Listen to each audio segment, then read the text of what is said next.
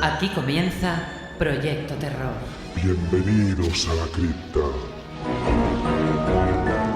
Y así preparó su gran viaje. ¿Qué hacéis aquí exactamente? Contamos la eterna historia. ¿Y cuál es exactamente? La historia que sostiene el universo. La historia sin la cual no hay nada.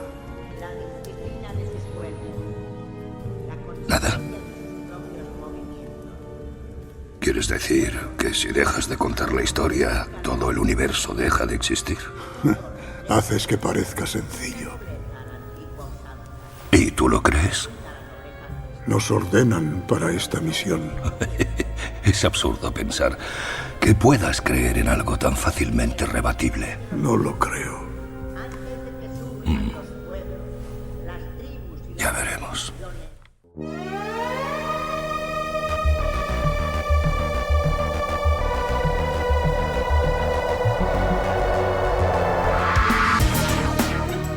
Año 1908. La noble de origen austrohúngaro, Saverina von Atems, se desplaza a Eslovenia en busca de un pariente desaparecido, el conde de Strasoldo. Una vez en la posada de Hiking Divaca, conoce a Oswald Jesper, un caballero británico que le entrega una inquietante maleta como salvoconducto para acceder a la morada de aquel que brinca por los pasillos, el Nereos Cavalier, también conocido como el Brawl, quien parece tener la clave del misterio presente, así como de otros de su pasado.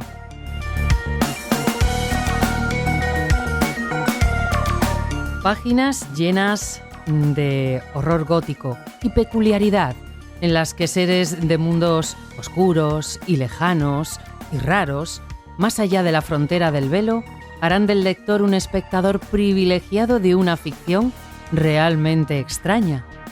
Bienvenidos a El Gabinete de los 100 Cajones y bienvenidos a la cripta de Proyecto Terror, queridos. Hoy os invitamos a una sesión de literatura. Vamos a disfrutar enormemente presentándoos este libro que hemos devorado, que nos ha encantado y, por supuesto, qué mejor que charlar con su autor. Lluís Rueda, bienvenido a la cripta, ¿cómo estás? Bien hallado, ¿qué tal? ¿Cómo estás? Pues encantada de volver a charlar contigo después de, pues igual, 4 años que han pasado desde Sí. Lucificción, que charlamos sobre tu libro, Lucificción, como bien digo. Sí, correcto. Y Así fue. ¿Y cómo pasan los años? Antes lo hablábamos fuera de micro, que pasa el tiempo, que es un primor. Y por supuesto, Lluís Rueda, aparte de su labor como editor, trabaja incansablemente en ese aspecto, pero también trabaja mucho como escritor. Y de entonces a ahora, aparte de El Gabinete de los 100 Cajones, pues ha tenido otras criaturas literarias que luego las vamos a repasar, si te parece bien, Lluís. Perfecto. Muy bien, pero ahora vamos a centrarnos en la más reciente, en este peculiar gabinete de 100 cajones, en este libro que está lleno de magia, de oscuridad, de aventuras, de viajes.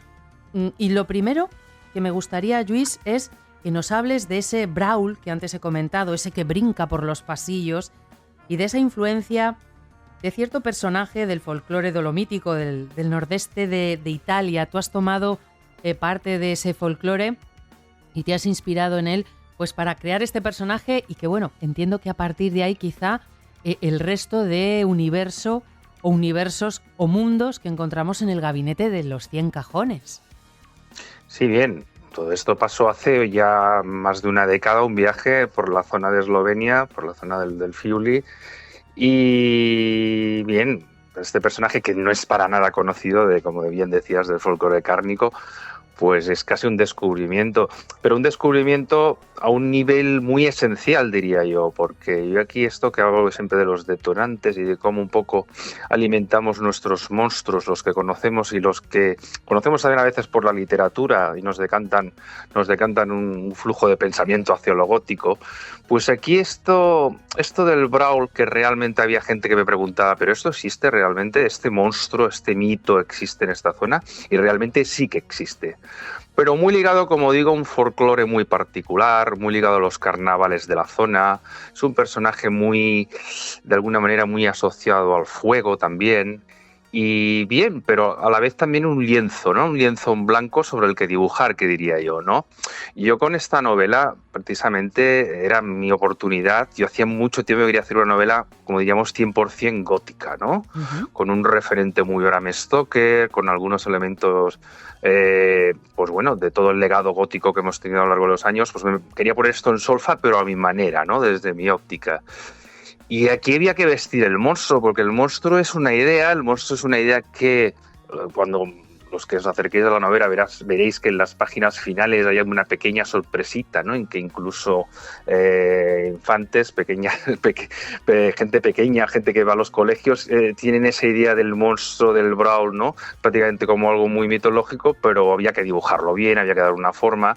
Y aquí, como siempre, pues nada, los escritores nos inventamos un poquito fórmulas para darle presencia, para dar una entidad a este monstruo. Yo lo he dibujado un poco desde mi conciencia, mi manera de imaginar eso, que no es un vampiro exactamente, pero que sí que está muy ligado a la sangre, que es un personaje que se mueve en la oscuridad y que a la vez es inmortal, que es un personaje que condiciona, a veces nos mira un poco por el hombro, como si los hombres y las mujeres fuéramos un capricho pequeño de la naturaleza a su lado.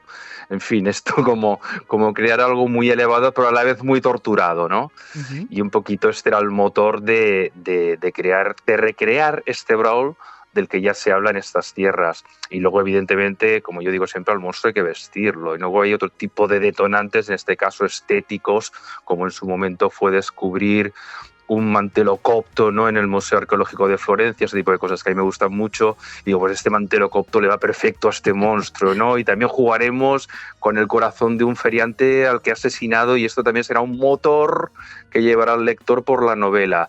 En fin, este tipo de juegos, un poquito también de nueva carne. Me gustó muchísimo ahí también meter algunos elementos de mi admirado Cliff Baker, porque evidentemente un mantelocopto no deja de ser algo como muy cenobítico, ¿no? También, uh-huh. ¿no? La propia inspiración de los cenobitas vienen del tema copto, ¿no? Bien, todo ese tipo de pinceladas y sobre todo crear una novela en el que la voz protagonista fuese una mujer de su época. Estamos hablando prácticamente de principios del siglo XX. Una mujer culta, pero a la vez joven, que realmente no está en la historia para explicar o para ser parte de una historia de amor con este monstruo. Yo quería evitar a toda costa ese enfoque. Ella es una cómplice, es una humana que de alguna manera ya ha conocido a este ser en un momento dado de su infancia, y que tiene una misión que hacer con este personaje. Y aquí el gabinete de los 100 cajones, que da nombre a la novela, también tiene su importancia, su inspiración. Y el gabinete pues por ejemplo, yo diría que la primera inspiración que me vino a mí en el momento, como buen cinéfilo que sabes que soy, pues fue la película de Drácula de Terence Fisher, cuando Jonathan Harker sale en una escena concreta delante de un gabinete con, no sé si 100 o más cajones. Uh-huh. Y yo en ese momento pensé, hombre, si ahí hay un monstruo que tiene un gabinete con tantos cajones, ahí deben haber muchas historias, muchos legajos, muchos quizás poemas, quién sabe, sobre todo muchas historias donde tal cual abrir un cajón, escoger el cajón adecuado, que es un poco la idea uh-huh. que tendrá que hacer el lector. Aquí hay un poco de juego en este sentido. Y a partir de ese cajón entrar en otro mundo y en una aventura que es la que yo propongo. Una aventura que, más allá de lo gótico, de lo sinceramente gótica que es, pues también tiene sus apuntes un poco a lo Miyazaki, que también es algo que me ha gustado mucho introducir, jugar con los elementos grotescos, lo esotérico, los viajes un poquito a lo onírico. Lo onírico es muy importante en mi literatura, como ya sabes, lo era en Lucificción y lo es aquí, incluso compartiendo algún personaje como Howard Jesper, el señor de las maletas, que ya era el personaje conductor en mi anterior novela Lucificción, y aquí también tiene su protagonismo, con lo cual en cierto modo son dos novelas que también conforman un cierto díptico.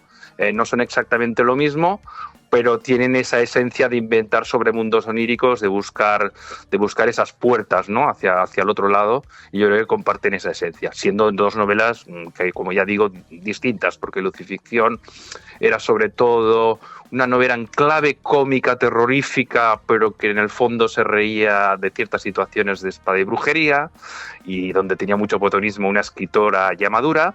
Y aquí es entrar en otra capa, es entrar en la capa de lo gótico, en la etapa del horror puro y duro, y darle el juego adecuado. Bien, es una novela que yo he disfrutado mucho escribiendo, como digo, es mi ejercicio de goticismo más extremo si cabe, pero bien, contento y sobre todo como la han recibido los lectores y las lectoras. Genial. Además es que yo ya el personaje, ese Brawl, ese que brinca por los pasillos, es que esa definición, yo la primera vez que lo leí dije, guau, cómo me gustó porque efectivamente marcas de alguna manera esa línea. Ahí no es un vampiro, pero bueno, está relacionado con la sangre y tiene ese aspecto... la capa, el manto, en fin. Y luego la imaginación de cada lector, por supuesto. Le ponemos nuestra propia imagen y es un personaje realmente atractivo. Aunque tú lo describes y también tiene esas connotaciones un poco más, podemos decir, repelentes. Puedes entender que los que se topan con él en ciertas ocasiones a lo largo de la historia... pues de alguna manera reculen ante su presencia, pero al mismo tiempo tiene ese atractivo como la figura vampírica, ¿no? Algo que nos repele, pero que a la vez nos atrae irremediablemente y queremos acercarnos a esa figura.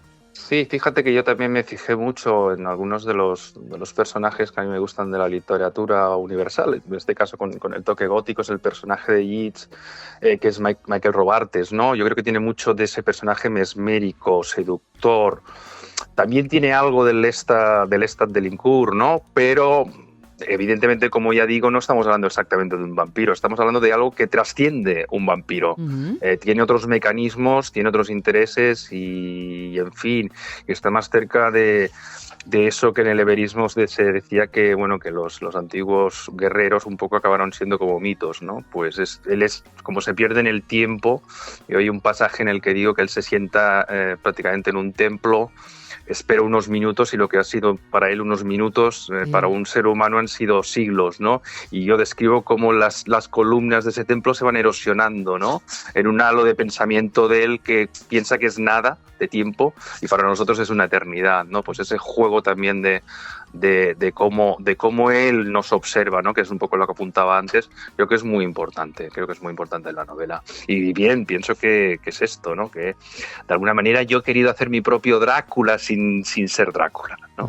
He querido marcarme mi Stoker, pero con otro postulado, con otra manera de ver las cosas. He querido hacer una novela gótica que da la vuelta, ¿no? Que gira a partir de los mitos, pero reinventa y sobre todo lo que decía, coge al Brawl, que es algo que te permite crear algo nuevo, ¿no? Y yo siempre defino mucho, me gusta mucho decir que a veces tenemos que fijarnos, y esto tú lo sabes perfectamente, fijarnos mucho en nuestro folclore, ya no en el folclore de la península, sino en el de Europa, por ejemplo, ¿no? Que yo me gusta siempre fijar mi atención en muchos sitios, ¿no?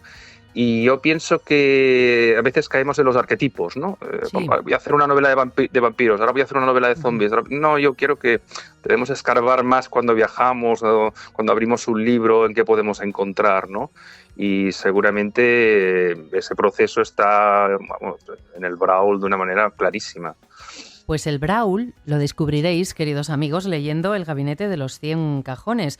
El tiempo es un ingrediente básico en las páginas de este libro. El tiempo pasa también sobre la protagonista, Saverina, ¿no? También sobre ella va pasando el tiempo. La relación tan especial, tan peculiar que tiene con el Brawl, con el que brinca por los pasillos.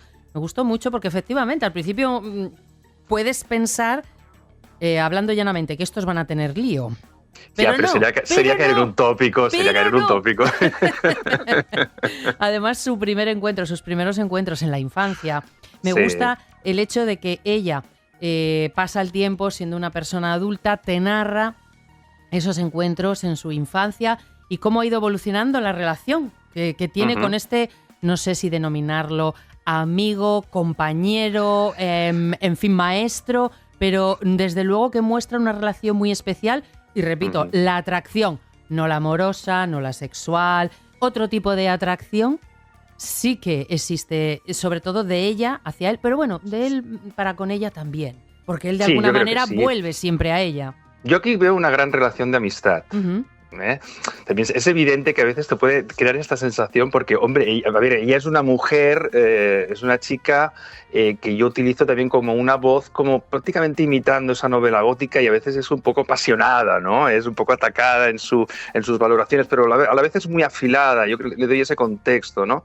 Pero creo que sí, creo que ella es muy compatible. Ella tiene esa misión que le encarga su amigo, el Brawl, y aquí ya verás que aquí hay otro tipo de enemigos.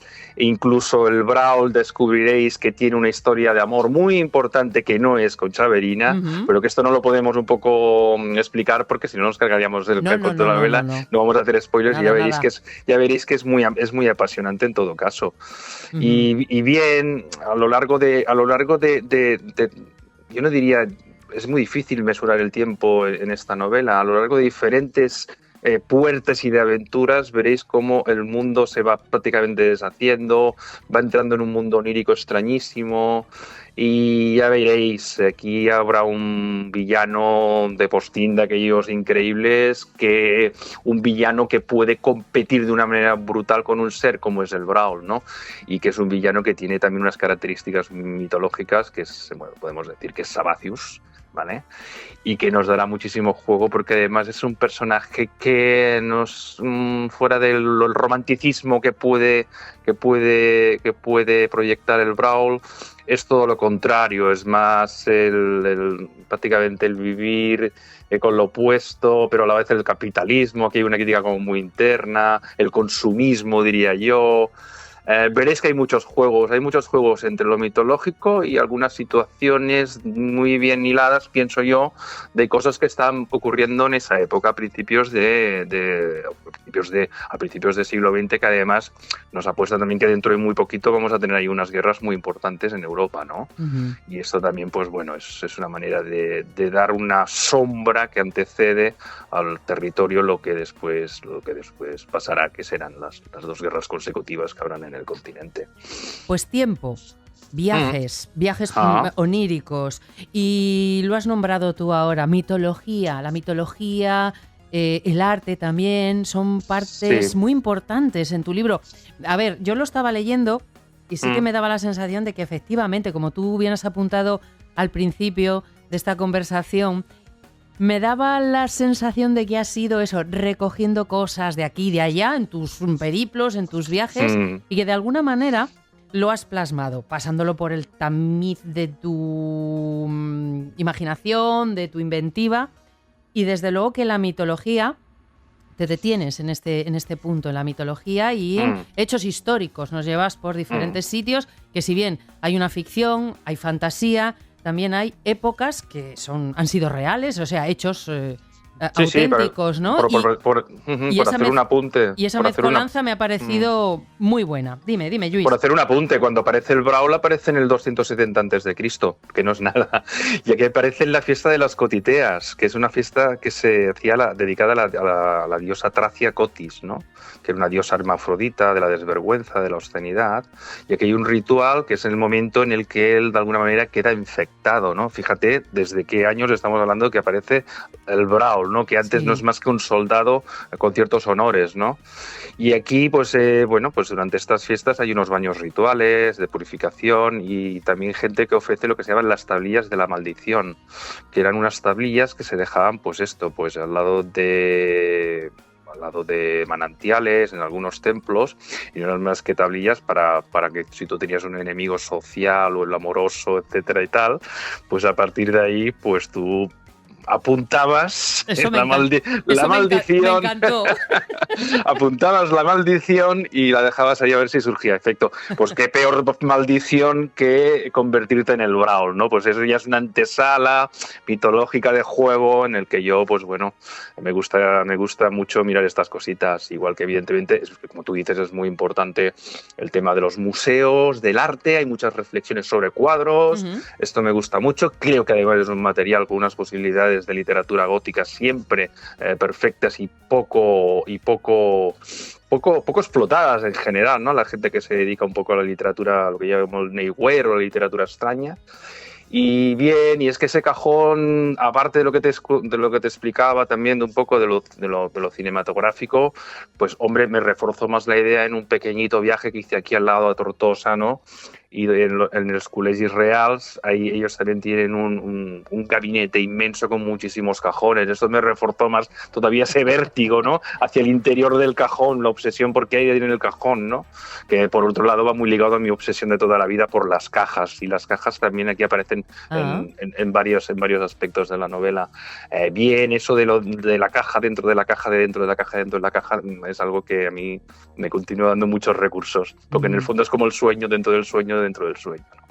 Y si además hay conciencia dentro de ese sueño, pues todavía tienes más margen para crear aventuras a partir de algunos parámetros que bien, que se pueden repetir, que no son arquetipos del todo, pero que nos dan materia literaria lo suficientemente sólida como para crear cosas imaginativas y cosas yo pienso, para que la gente se lo pase bien. A ver, en esta novela, como digo, el Brawl no es un vampiro, pero en cambio sí hay vampiros, aparecen algunos vampiros, porque a lo largo de tantos años de las historias pueden aparecer vampiros, como pueden aparecer licópteros, claro. Y en este caso el vampiro es tan bajo de rango en la perspectiva del Brawl que él los denomina vespertillos, porque los considera como primarios. Ahí te doy un poquito la dimensión del personaje, la soberbia del personaje. Sí, lo que decías tú antes, ¿no? De mirar por encima del hombro. Eso es. Sí. Bueno, pues el Gabinete de los 100 cajones queda a vuestra disposición, queridos. Está editado a través de Orcini Press, porque mucho más tampoco podemos contar, Lluís, porque si no sería destriparlo demasiado, y yo creo que hemos puesto los colmillos lo suficientemente largos, hemos creado esa curiosidad, hemos atado muchos nudos a lo largo de una gran cuerda para que nuestros amigos caigan en la tentación, les pique la curiosidad lo suficiente para que comiencen a desentrañar todos esos nudos y disfruten de la lectura de El Gabinete de los 100 cajones. Esto es puro goce gótico, no tiene más. Total. Os lo vais a pasar muy bien. Totalmente, doy fe.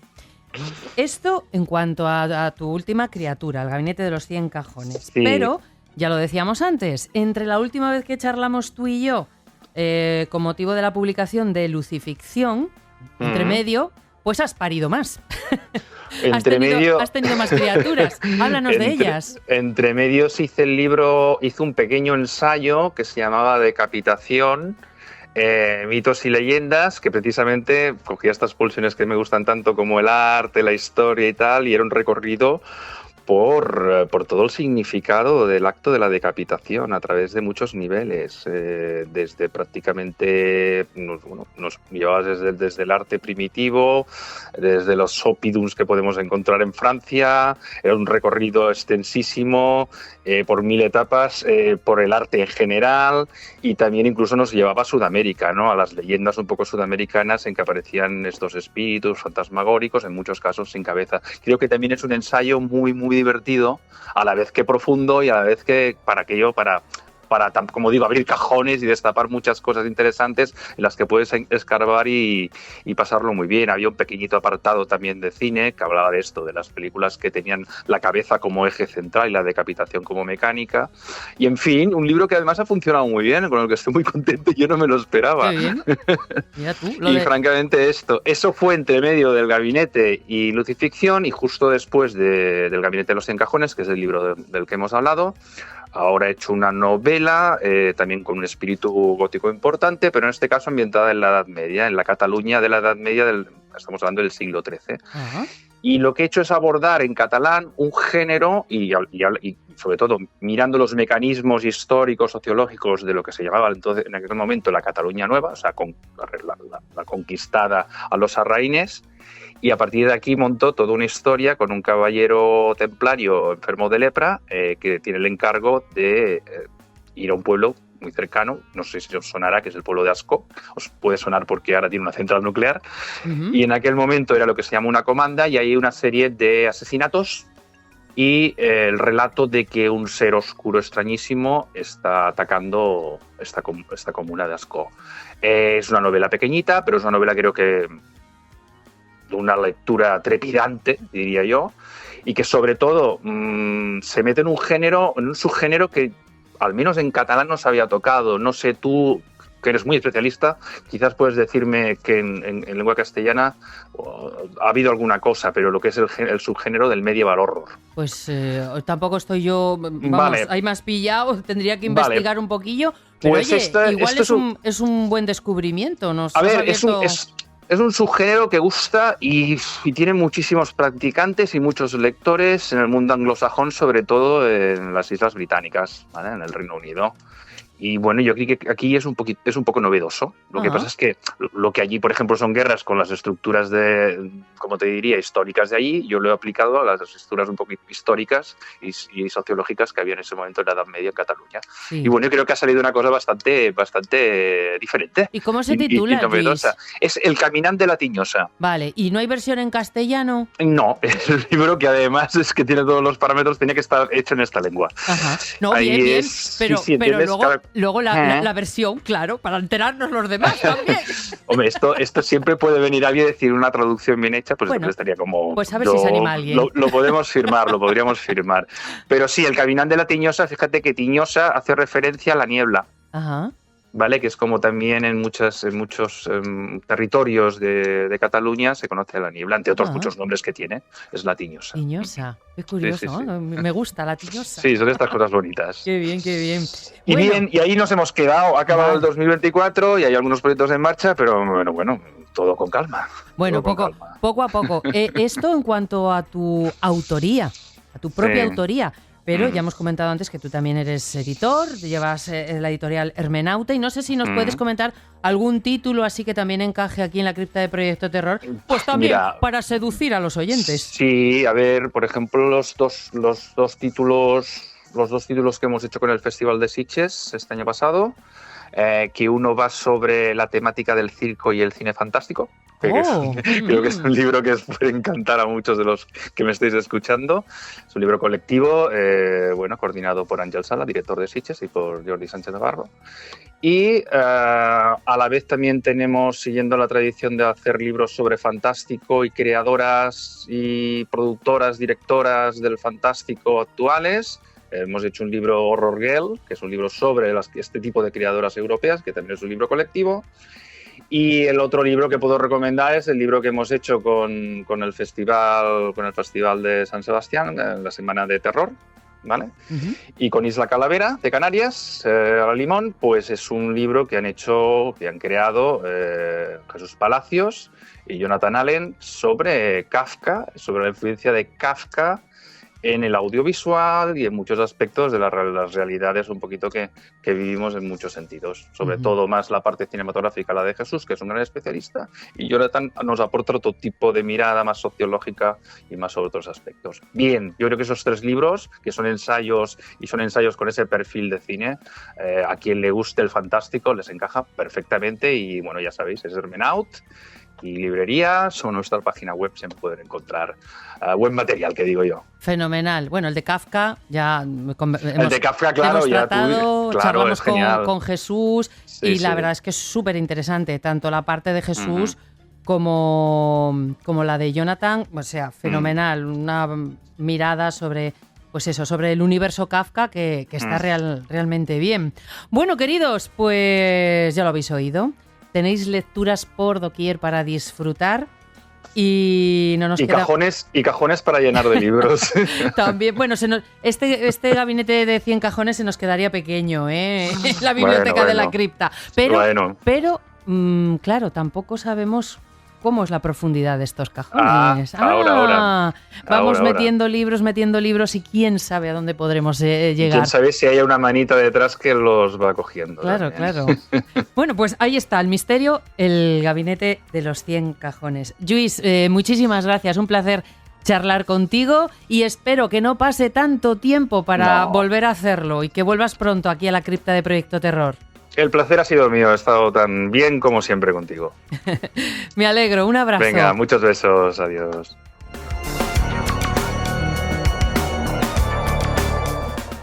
Todas esas personas están muertas. Sí, pero son inmortales, sin embargo. No envejecerán, ni engordarán, no enfermarán, ni se debilitarán. Están más allá del miedo, porque ellos son eternamente jóvenes. Son dioses. Y tú puedes unirte a ellos.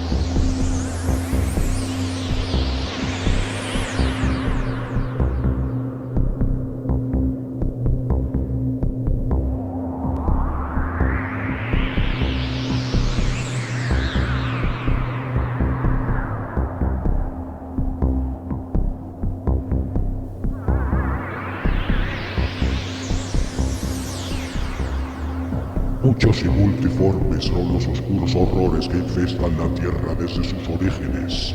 Duermen bajo la roca inamovible, crecen con el árbol desde sus raíces, se agitan bajo la mar y en las regiones subterráneas. Habitan los reductos más sagrados. Cuando les llega su hora, brotan del sepulcro de orgulloso bronce o de la humilde fosa de tierra. Algunos hay de antiguo conocidos por el hombre, otros permanecen ignorados hasta el día terrible de su revelación. Tal vez los más espantosos y atroces no se han manifestado aún, pero entre aquellos que surgieron hace tiempo, entre los que han evidenciado su insoslayable presencia, hay uno que por su tremenda inmundicia no puede nombrarse. La descendencia que los moradores secretos de las criptas han engendrado en la humanidad.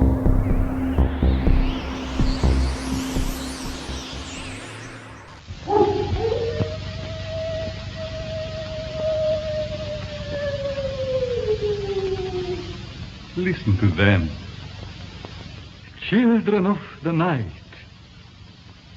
What music they make. Y con este final Lovecraftiano a cargo de Harvey Defago, con su peculiar recreación de la cita del Necronomicon, introductoria a su vez a La estirpe de la cripta, nos despedimos, queridos. Os esperamos en la próxima sesión de la cripta de Proyecto Terror. Mientras tanto, que las amables sombras os acompañen.